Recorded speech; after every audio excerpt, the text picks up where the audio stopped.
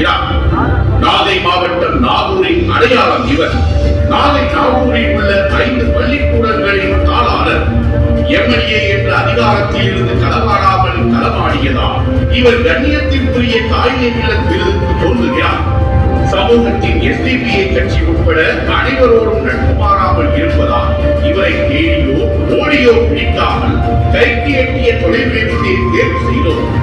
அவர்தான் பன்முக ஆளுமை, வேளாண் சட்டமன்ற உறுப்பினர், வழக்கறிஞர், வணிகர், பேச்சாளர், எழுத்தாளர், சமூக செயல்பாட்டாளர், தமிழின போராளி திருமதி எம்.ஜி.கே. நிஜாமுதீன் அவர்களை இவ்வாண்டிற்கான எஸ்டிபிஐ கட்சி வழங்கும் கண்ணியத்திற்குரிய காயிலை அவர்களின் பேரிலான தமிழ் சுடர் விருதை வழங்குவதில் பெருமிதம் கொள்கிறது எஸ்டிபிஐ கட்சி.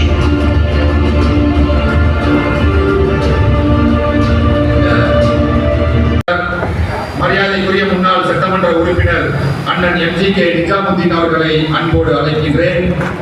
அவர்களுக்கு பணப்பிடிப்பு மற்றும் விருது வழங்கி கௌரவிப்பதற்காக எங்கள் அருமை அண்ணன் நெல்லை முபாரக் அவர்களை அன்போடு அழைக்கின்றேன்.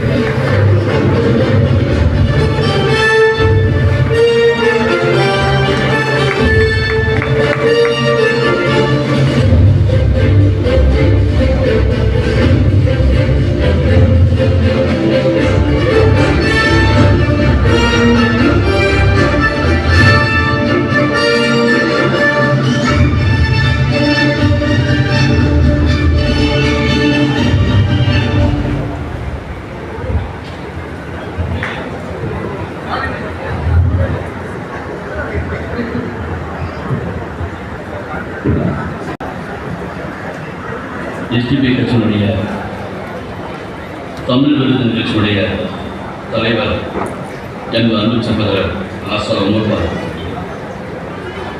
முன்னணியாளர்களே, நிகழ்ச்சியில் தலைவரை வழங்கி விருதுகளை வழங்கிக் கொண்டிருக்கின்ற அன்பு சகோதரர்களுக்கு நண்பர் எஸ்டிபிஐ கட்சியின் மாநில தலைவர் நெல்லை முபாரக் அவர்களே, சிறப்பு சென்றிருக்கின்ற செல்வத்தம்பி அவர்களே, தமிழை 4 நடனமாளர் செய்து கொண்டிருக்கக்கூடிய அன்பின் நண்பர் என்னோடு விருது பெற வந்திருக்கின்ற இந்த சமுதாயத்திற்கு ஜனநாயகம் என்பது ஜனநாயகத்திலே ஒரு பகுதியாச்சு. இவர்கள் ஏன் வலியுறுத்தி சோசியல் டெமோக்ராட்டிக் என்ற பார்ட்டியை வைத்திருக்கிறார்கள் யோசித்து பார்த்தேன்.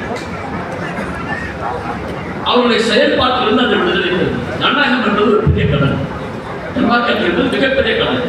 ஜனநாயகத்தில் சிறப்பு என்று சொன்னால் எனக்கும் ஒரு ஓட்டு, அம்பானிக்கும் ஒரு